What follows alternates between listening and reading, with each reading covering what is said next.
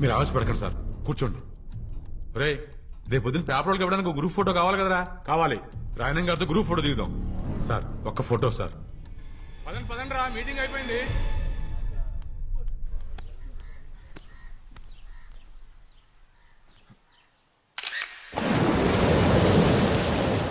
ఏమనుకున్నాం మీ నాన్న మా ఇల్లు కలిసి అయితే ఎక్కడ బతకాలి? మీలా మాకు 2-3 ఇల్లు లేవు.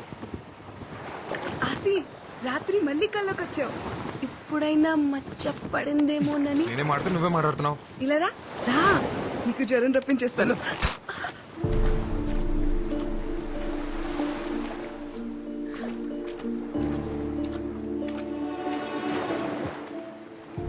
సారీ.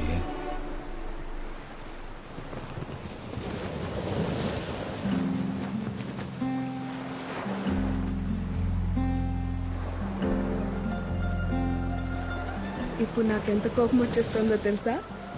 కానీ నేను ముసల్దాన్ని అయిపోతే నువ్వేమైపోతావో అని నేను కోపట్లేదు.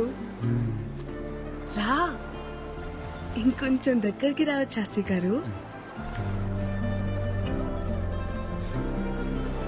నీకెళ్ళు లేకపోతే వెళ్ళి సముద్రంలో బతుకు. నేనైతే నువ్వెక్కడున్నా నీతో బతకగలను.